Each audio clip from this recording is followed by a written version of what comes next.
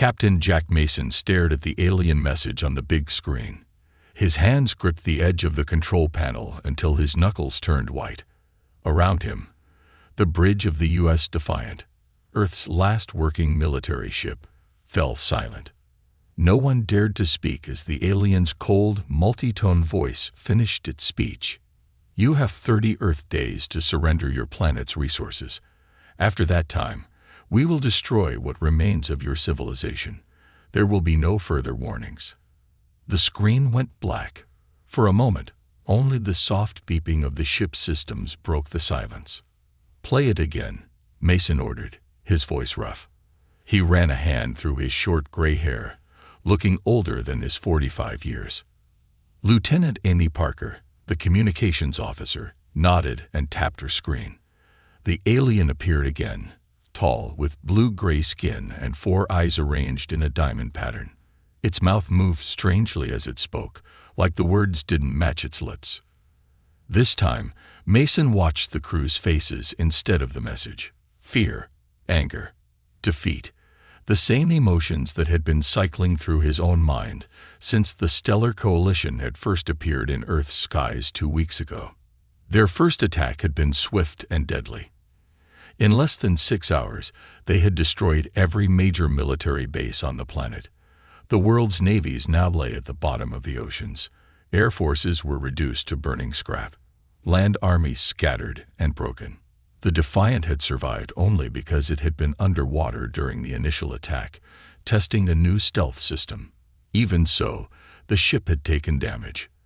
They were limping along with half-working engines and weapons that probably couldn't hurt a Coalition rowboat, if aliens even had such things. "Sir," Parker said after the message ended again, "we're being called to an emergency meeting. All surviving military leaders. The president will be there." Mason nodded. "Tell them we're on our way." The meeting took place in an underground bunker beneath what was left of Washington, D.C. representatives from countries around the world sat around a large table, their faces lit by the harsh white lights overhead. Many joined through video links, their images flickering on screens around the room.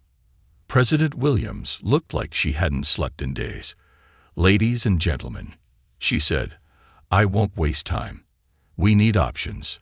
General Roberts, the highest-ranking military officer still alive, stood up.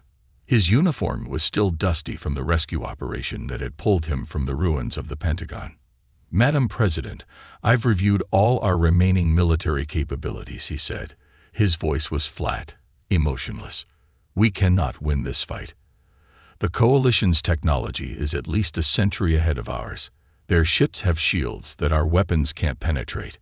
Their weapons cut through our strongest armor like it's paper." "So you're suggesting surrender?" asked the Chinese representative, her face hard on the video screen. "I'm suggesting reality," Roberts replied. "We've lost 85% of our military power.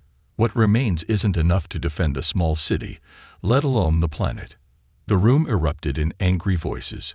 Mason sat quietly, watching. He had been invited as the captain of Earth's last naval vessel, but he wasn't a high-ranking officer. Not until 2 weeks ago, when everyone above him had died. Before the invasion, he had been a salvage expert, brought into the Navy to help reuse old equipment during budget cuts. Salvage, taking broken things and making them useful again. An idea began to form in his mind. A crazy, impossible idea. "Excuse me," he said, standing up. No one noticed at first, until President Williams held up her hand for silence. "Captain Mason has the floor," she said. Mason cleared his throat. "The general is right that we can't win with what we have now. But maybe we don't need to use what we have. Maybe we need to build something new." "Build what?" Roberts asked, frowning. "We don't have time to develop new technology." "Not develop. Steal." Mason pointed to the screen showing images of downed Coalition ships. "Every time they attack us, they leave pieces behind. Their ships crash. Parts fall off. What if we could use those parts? Use alien technology we don't understand?" The Russian representative scoffed. "We don't need to understand all of it," Mason argued. just enough to make it work. Look, before I joined the Navy, I ran a salvage operation in the Pacific. My team and I could take apart ships from a dozen different countries and put them back together in new ways. President Williams leaned forward. What exactly are you suggesting, Captain? I'm suggesting we build our own warship, using coalition tech mixed with our own.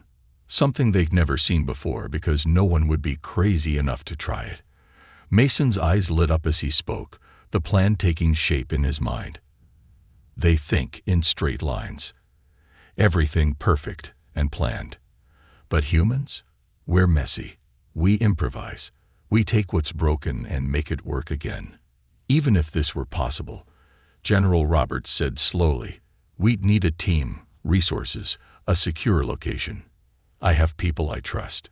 Engineers, mechanics, people who can think outside the box. Mason pulled out his tablet and opened a map. And I know the perfect spot. The Pacific Ship Graveyard.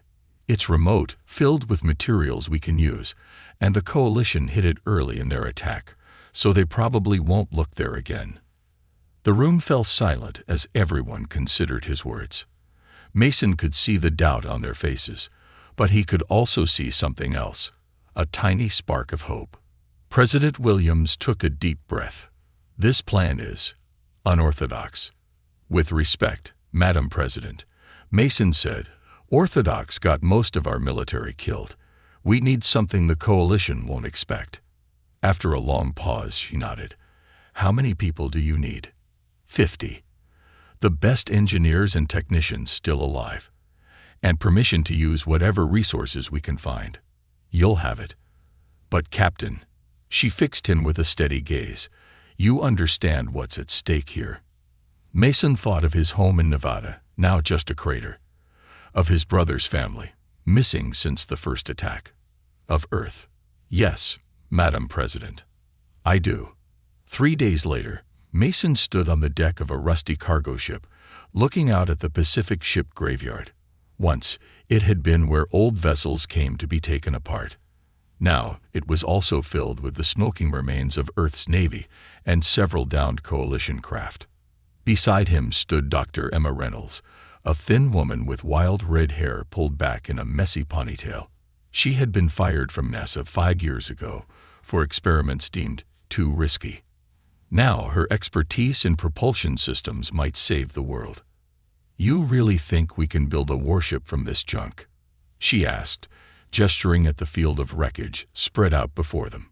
Mason pulled a piece of twisted metal from a nearby pile. It was part of a Coalition ship, its surface covered in strange markings that seemed to glow faintly. Their stuff still works even when it's broken, he said. That gives us an advantage they don't expect. Tom Rivera, a former black market tech dealer who now served as Mason's second-in-command, joined them. Teams ready to start salvage operations, Captain. Mason nodded, looking at the determined faces of his makeshift crew. Most weren't military. They were engineers, mechanics, hackers, people who knew how to make do with what they had. 27 days, he said. That's how long we have to build a warship that can save Earth. He held up the alien fragment. Let's show these Coalition bastards what humans can do with a pile of junk and a deadline. The morning sun glinted off the thousands of metal pieces scattered across the Pacific Ship Graveyard. For the past 5 days, Mason's team had worked nonstop, sorting through wreckage and salvaging anything useful. Their makeshift camp buzzed with activity as people carried parts, welded metal, and tested equipment. We need more power cells, Emma Reynolds said, wiping sweat from her forehead. She pointed to a diagram on her tablet. The Coalition ships use some kind of energy source I'd never seen before. It's like a battery, but it never seems to run out. Mason nodded, looking at the strange blue glowing cylinder they had pulled from a downed alien fighter. How many do we need? At least 5 more of the big ones to power the main systems. Mason turned to Rivera. Take Team B and check the northern section. There was a larger Coalition ship that went down there. Rivera nodded and gathered his team. As they left, Mason watched Dr. Reynolds examining the alien power cell with a mix of frustration and wonder. "Something wrong?" he asked. "Everything about their technology is weird," she said. "It's not just advanced. It's like they think differently than we do." She tapped the power cell. "Look at this. No visible connectors, no radiation, no heat. But it powers systems 10 times more efficiently than our best tech." Mason picked up the cylinder, feeling its slight vibration. "Can you make it work with our systems?" Emma smiled, the kind of smile that made Mason think of a kid with a new toy. "Oh, I'll make it work. I just might blow us all up the first few times I try." By the end of the first week, they had the basic outline of a ship. It wasn't pretty. A skeletal frame cobbled together from Earth Navy vessels, with alien components grafted onto it like strange metal tumors. But it was taking shape. Lisa Wong, their chief engineer, had created a central command area using the bridge from a destroyed aircraft carrier. Screens salvaged from both human and alien vessels lined the walls, displaying a mix of English text and strange coalition symbols. "We figured out their basic communication frequencies," Lisa explained as Mason inspected the bridge. "They use a kind of quantum entanglement for instant messaging across long distances. We can't replicate it, but we can tap into it. Listen." She pressed a button, and the room filled with the strange musical language of the coalition. "Can we understand what they're saying?" Mason asked. "Working on it, but we can track their ships using these signals." As if on cue, an alarm sounded. One of the technicians called out, "Coalition patrol ship approaching. ETA 3 minutes." Mason's heart raced. Everyone to emergency positions. Shut down all non-essential systems.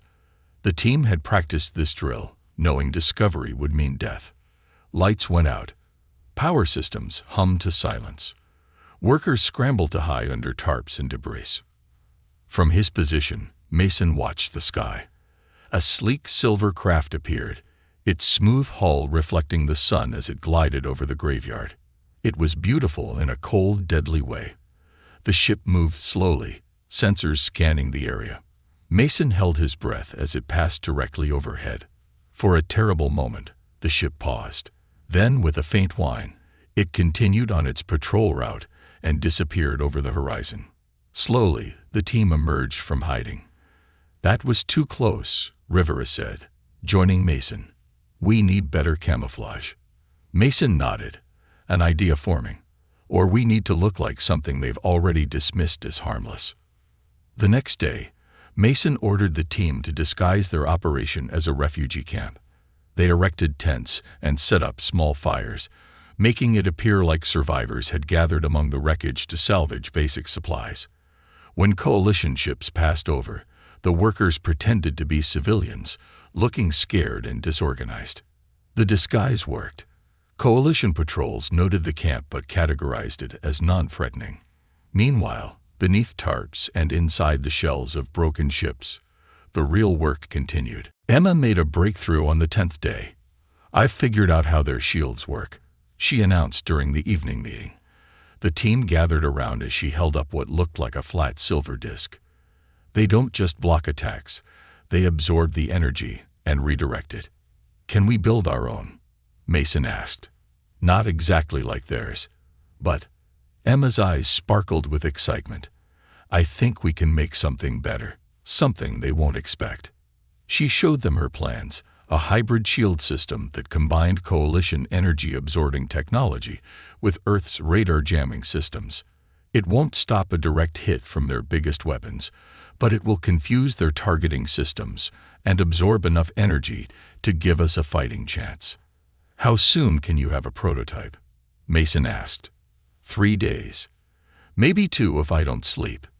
"Take 3, Mason said firmly. "We need you alert." On day 14, disaster struck. Rivera's team was exploring a mostly intact coalition scout ship when its self-defense systems suddenly activated. A burst of energy shot out, severely injuring 2 workers and alerting nearby coalition forces. "Patrol incoming." Multiple ships. Lisa shouted from the command center. Mason ran to the wounded men, helping carry them to safety. Everyone underground. Now, the team had built shelters beneath the wrecked ships, connected by tunnels. As coalition ships swarmed overhead, they huddled in darkness, listening to the whine of alien engines. "They'll find the work we've done," Rivera whispered, his face pale. "It's over." "No," Mason said firmly. "We prepared for this." When the first coalition troops landed to investigate, they found what appeared to be an empty camp recently abandoned. The partial ship frame Mason's team had been building was covered with other debris, looking like just another pile of wreckage. The aliens searched for nearly an hour, then left, apparently satisfied that the energy burst had simply been a system malfunction in the damaged scout ship. When the team finally emerged from hiding, they found something unexpected. The coalition troops had left the scout ship behind, apparently considering it too damaged to salvage. "It's mostly intact," Emma said, running her hands over the alien vessel's hull. "Engine, weapons, navigation." Mason smiled. "Get it underground. Now." By the end of the third week, the shape of their warship had changed completely. Using the coalition scout ship as a core, they had built outward, adding Earth tech where needed but keeping the alien systems as the heart. "It's working," Emma said with tired amazement as the ship's main power came online for the first time. Lights flickered across the makeshift bridge. Screens lit up. A gentle hum filled the air as the hybrid systems synchronized. Rivera looked at the readouts. Power at 60% and holding steady. No detectable emissions that would give us away. He turned to Mason with the first real smile anyone had seen on his face in weeks. "We might actually pull this off." Mason walked around the bridge, touching the mismatched panels and jury-rigged controls. It wasn't pretty. Exposed wires ran along walls. Earth keyboards sat next to alien touch panels. But it worked. "What should we call her?" Lisa asked. Mason thought for a moment, looking at the ship they had built from broken pieces and desperate hope. "Phoenix," he said. "We'll call her Phoenix." As if responding to its name, the ship's lights brightened slightly. 7 days remained until the coalition's deadline. Their impossible warship was taking flight. All systems ready for power test, Emma called out from her station. 6 days remained until the coalition's deadline, and the Phoenix was nearly complete. Mason stood in the center of the bridge, looking at the nervous faces of his crew. Everything they had built over the past weeks came down to this moment. If the ship's systems couldn't work together, they had no chance against the coalition. "Begin the test," Mason ordered. Emma nodded and pressed a sequence of buttons. The lights dimmed momentarily, then came back brighter. A low hum filled the ship as power flowed through the hybrid systems.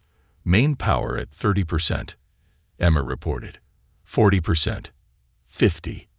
The screens around the bridge flickered to life, showing a mix of Earth readouts and alien symbols. Lisa worked quickly at her station, translating the alien text. "Shields online," she said. "Weapons systems charging." Rivera monitored the power flow. 60%. 70.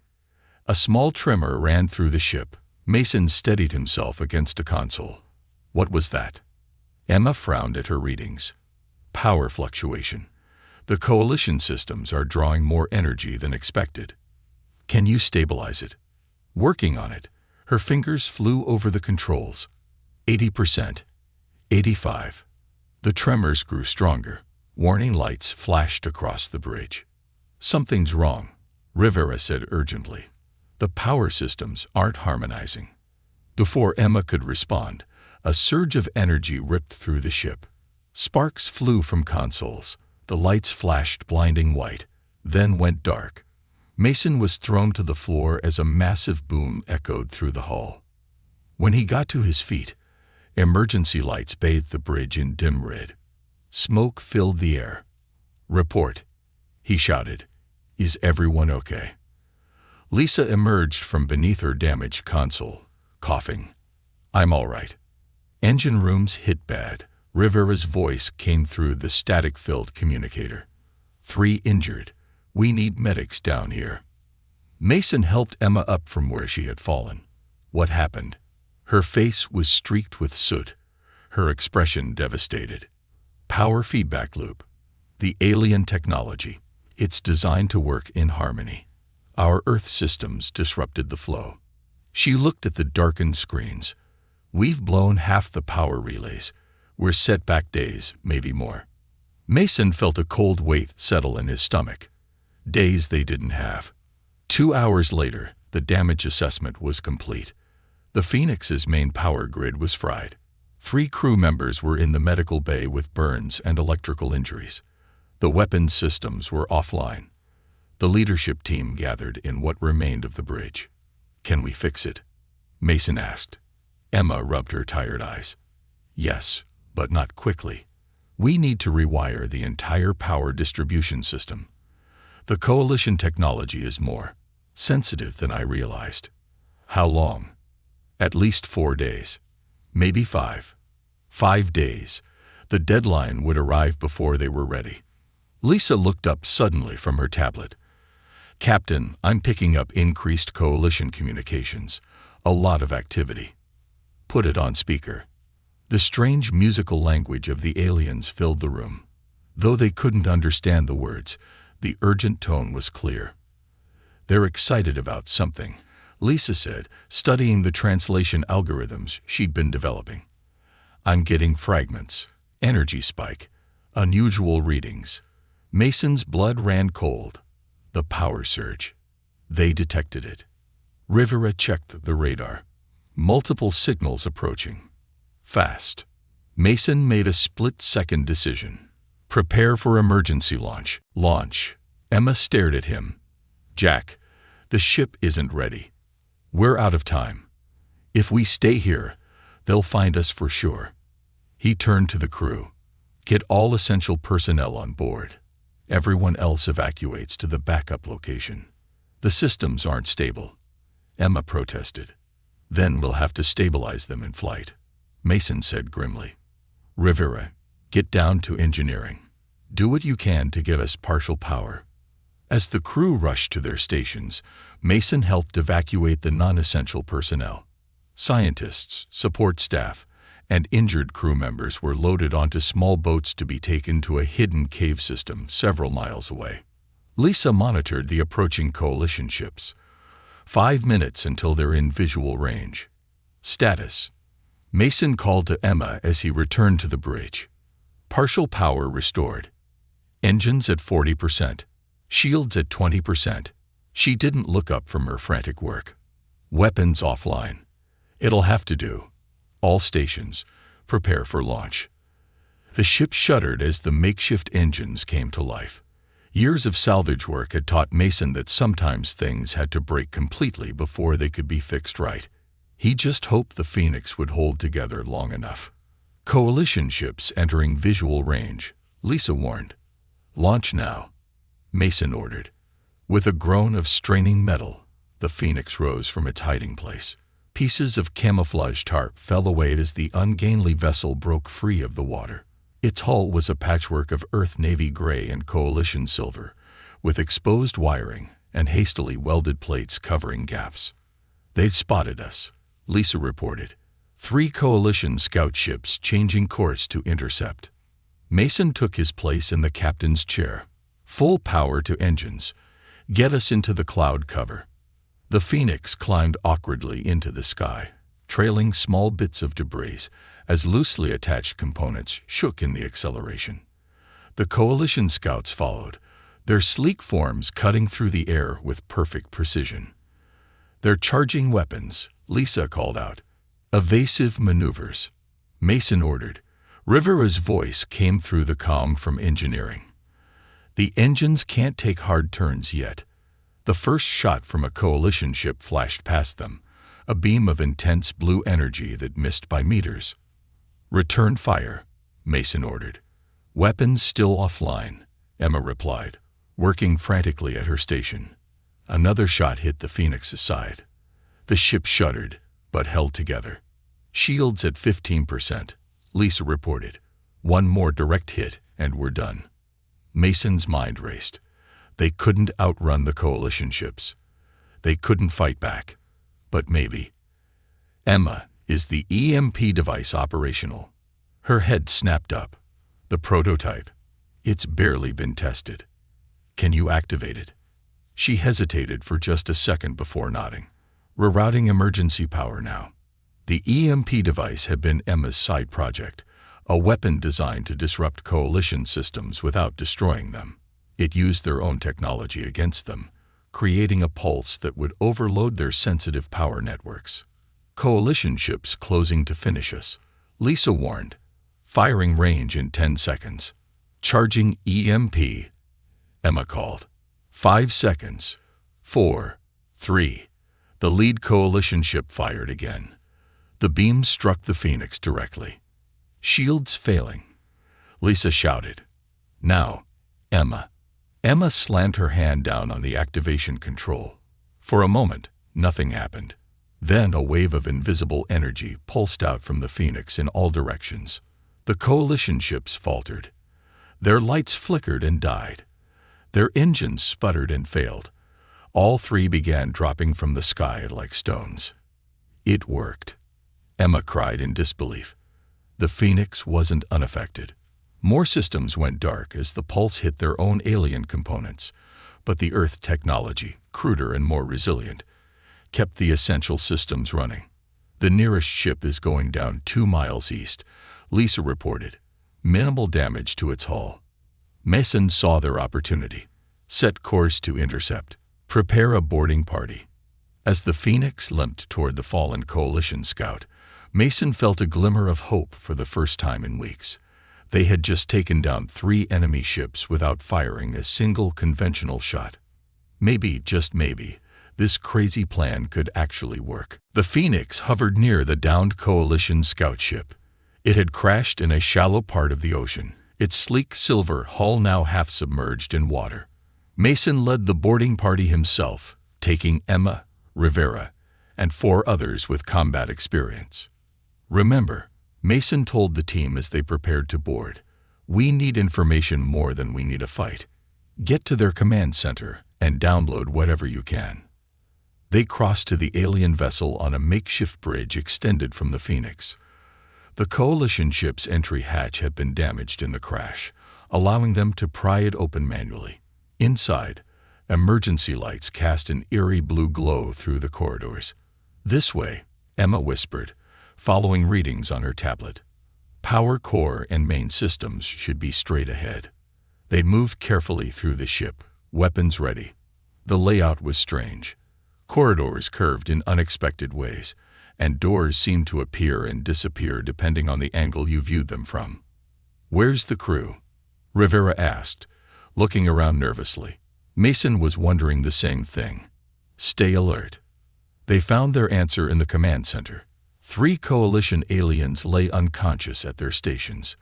They were tall and thin, with 4-fingered hands, and the same blue-gray skin Mason had seen in transmissions.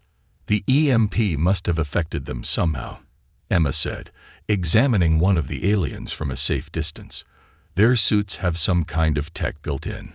Maybe life support. Will they wake up? Mason asked. Eventually, I think. But we have time. Emma and Lisa got to work on the ship's systems. The alien technology responded to their touch surprisingly well, almost as if it was designed to be intuitive to any species. I'm in, Emma announced after several minutes. Their database is vast. Her eyes widened as she scrolled through information. Jack, look at this. Mason leaned over her shoulder. The screen showed what appeared to be a map of the coalition fleet positions. Dozens of ships surrounded Earth, with one massive vessel at the center. That has to be their command ship, Mason said. The Dominion, according to these labels. Lisa was working at another console. I'm finding something interesting in their communications, she said. There seems to be disagreement among the coalition species. Disagreement. Mason moved to her station. From what I can translate, not all of the coalition wanted to attack Earth. Several species advocated for peaceful contact, but they were overruled by the dominant military faction. That could be useful, Mason said thoughtfully. What else can you find? For the next hour, they downloaded everything they could from the alien databases: technical specifications, communication protocols, fleet movements, and most valuable of all, command codes.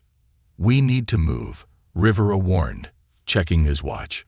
"More coalition ships will come looking for these scouts soon."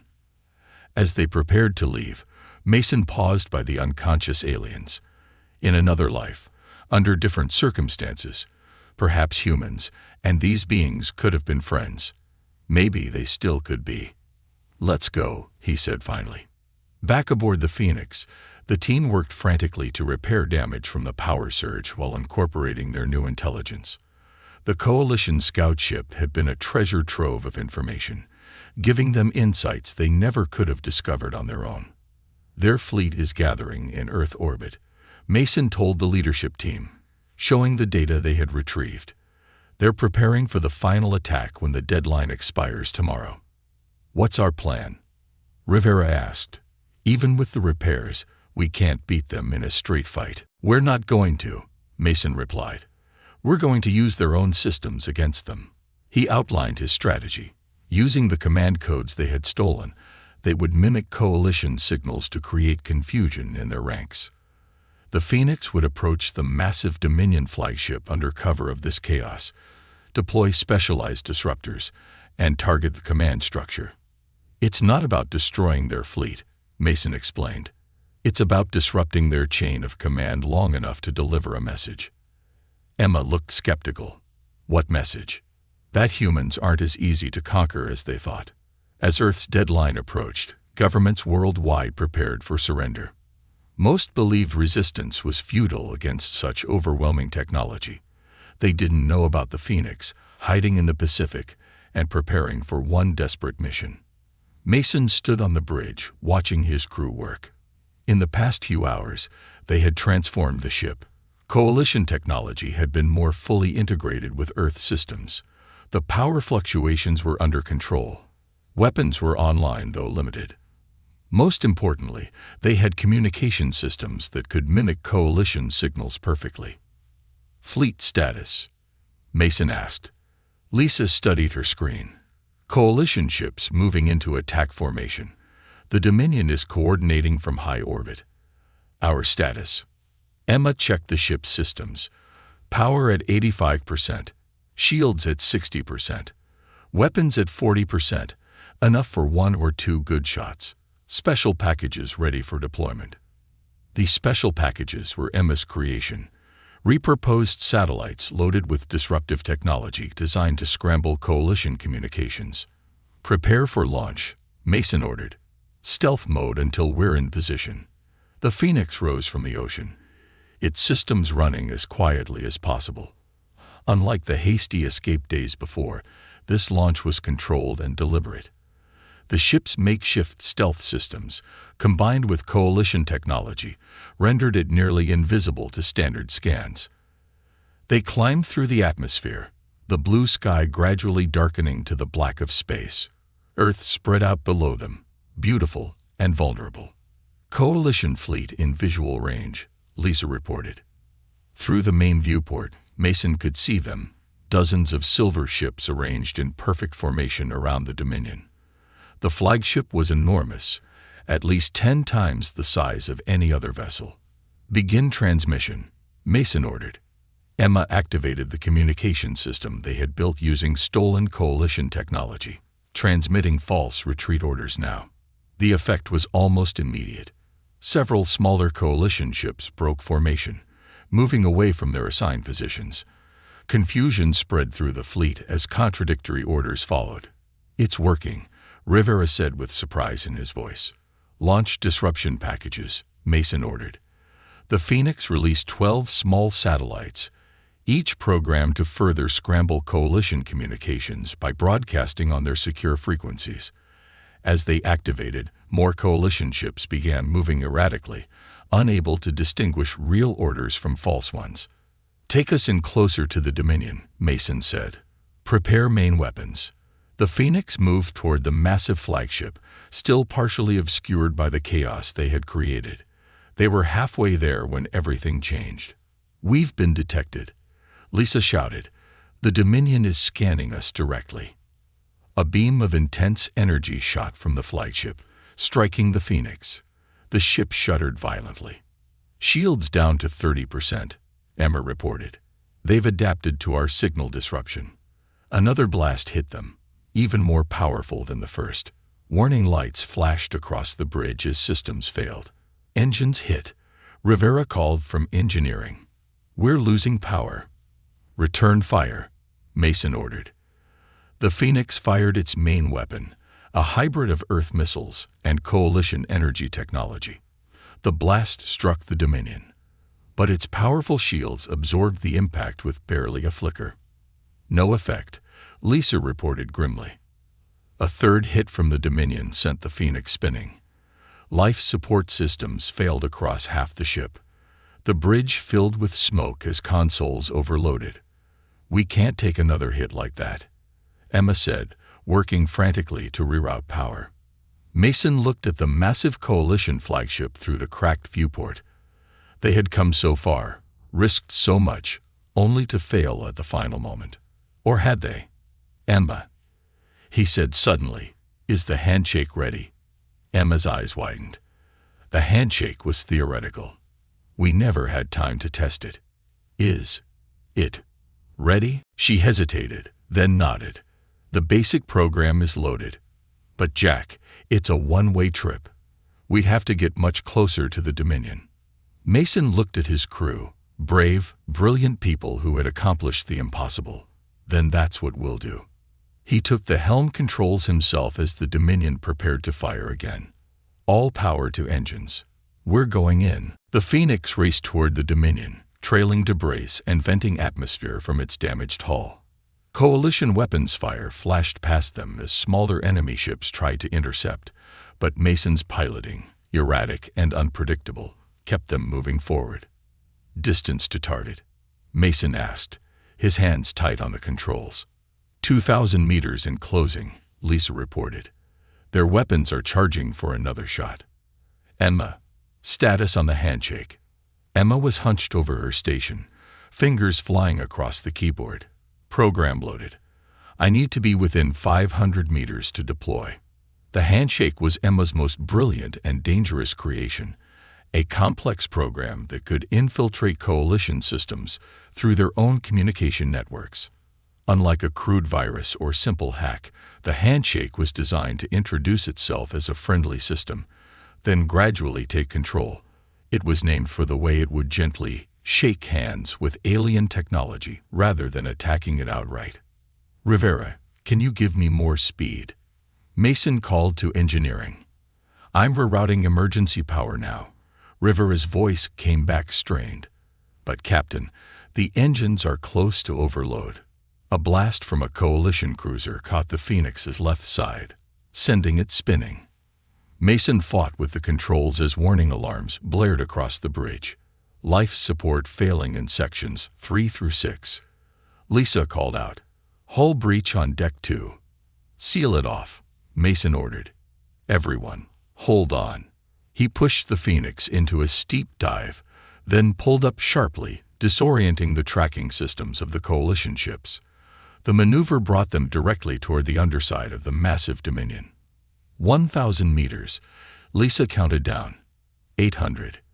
A massive energy beam shot from the Dominion, barely missing them. 700 meters. "They're preparing to fire again," warned Rivera. 600 meters. "Emma, stand by," Mason said, his voice steady despite the chaos. 500 meters in 3, 2, 1. "Now," Emma shouted, activating the handshake. For a moment, nothing seemed to happen. Then, throughout the Dominion, lights flickered. Its weapons powered down mid-charge. "It's working," Emma whispered in disbelief. "The handshake is connecting to their systems." On the view screen, Mason could see confusion spreading through the Coalition fleet. Some ships stopped moving entirely. Others drifted out of formation. "What exactly is happening?" Mason asked. Emma's eyes were fixed on her screen, watching data flow. The handshake isn't destroying their systems. It's convincing them to join us. Their technology is highly adaptive, designed to sync with other systems. We're using that against them. Coalition communication chatter increased dramatically, the musical language now sounding urgent and alarmed. The Dominion's central systems are resisting, Emma reported. They have better protection than we anticipated. Mason saw his opening. Take us closer. Let's dock directly with their command deck. Dock. Rivera stared at him. Are you insane? The handshake needs direct access to their main systems, Emma explained, understanding Mason's plan. From there, we can complete the infiltration. All power to forward shields, Mason ordered. We're going in. The Phoenix accelerated toward the Dominion's command section. The massive ship fired defensive weapons, but many failed to activate properly as the handshake spread through its systems. Impact in 10 seconds, Lisa warned. Brace for collision. Mason aimed for what looked like a docking port on the side of the command deck. Come on, old girl, he muttered to the Phoenix. One last push. At the last moment, something unexpected happened. The Dominion's shields parted, creating an opening exactly where the Phoenix was headed. Its docking bay doors opened. They're letting us in, Rivera said in disbelief. Emma checked her readings. The handshake is working at a deeper level than I expected. Parts of their system are already cooperating with us. The Phoenix slid into the Dominion's docking bay, coming to rest with a screech of metal on metal. Emergency clamps engaged automatically, securing the human vessel to the alien flagship. Prepare boarding party, Mason ordered, grabbing his weapon. Emma, Rivera, Lisa, you're with me. We need to reach their command center and complete the handshake protocol. As they moved to the airlock, Emma handed out small devices. Attach these to any terminals you find. They'll help the handshake spread faster. The team stepped from the Phoenix onto the Dominion, weapons ready. Unlike the scout ship, this vessel was fully operational. Lights pulsed along the corridors in patterns that seemed almost like a heartbeat.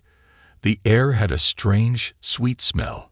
They encountered Coalition crew members, but the aliens seemed disoriented, their movements sluggish.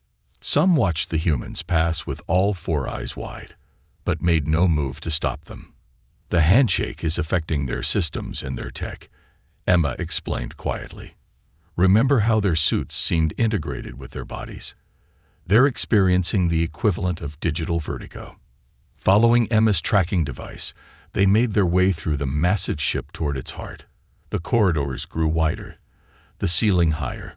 Finally, they reached a set of massive doors that slid open at their approach. Inside was the Dominion's command center, a vast circular room with a holographic display of Earth and the surrounding space at its center. Coalition officers worked at stations around the perimeter, while a single, taller alien stood on a central platform. That must be the commander, Mason whispered. The tall alien turned toward them. Unlike the others, this one showed no signs of disorientation. Its four eyes focused sharply on the human intruders. I am Admiral Vex, it said in perfect English, surprising them all. You are the humans who built a ship from broken parts, who turned our own technology against us. Mason stepped forward, weapon still ready. We are. An impressive achievement, Vex said, its voice neither friendly nor hostile. One that should not have been possible. Humans are good at doing the impossible, Mason replied, especially when our survival depends on it. Admiral Vex studied them. My military faction believed your species too primitive to deserve consideration. It seems we were mistaken. Emma moved to a nearby terminal, attaching one of her devices. The holographic display flickered, then steadied. Throughout the command center, Coalition officers stopped working, watching the confrontation. You came to deliver a message, Vex said. I am listening. Mason lowered his weapon slightly. The message is simple. Earth will not surrender. But we don't need to be enemies. You suggest an alternative. An actual coalition, Mason said. One where humans and your species work together instead of against each other. We've already proven what we can do with just scraps of your technology. Imagine what we could achieve as partners." Vex was silent for a long moment. Around them, the ship's systems seemed to pulse in rhythm with the handshake program, now fully integrated into the Dominion's network. "Your solution is unexpected," Vex finally said. "The more peaceful factions of the coalition will be interested in this proposal." The holographic display shifted, showing the coalition fleet standing down, weapons powering off. "A ceasefire," Vex announced, "while we discuss terms." 3 months later, Mason stood on a platform beside the Phoenix, now permanently docked in what had once been the Pacific Ship Graveyard. The area had been transformed into a joint human coalition research center, where scientists from both species worked to understand each other's technology and culture. The Phoenix itself had become a symbol, its mismatched hull and jury-rigged systems preserved exactly as they had been during the mission. School children and coalition younglings alike toured the vessel, learning about the day humans built a warship from junk and changed the course of history. Emma, now leading a joint technology team, joined Mason at the railing. "Still hard to believe it worked," she said. "Which part?" Mason asked with a smile. "The junk ship, the handshake, or convincing a race of super-advanced aliens to be our friends?" "All of it." She looked out at the research center, where humans worked alongside the blue-gray aliens. "They thought humans couldn't win." "We didn't win," Mason corrected her. "We found a better option than winning or losing." He patted the Phoenix's scared hull. "Sometimes the best ships are built from broken pieces." As the sun set over the Pacific, the Phoenix's hull gleamed golden in the fading light, a testament to humanity's greatest strength. The ability to build something extraordinary from whatever is at hand, even when facing impossible odds.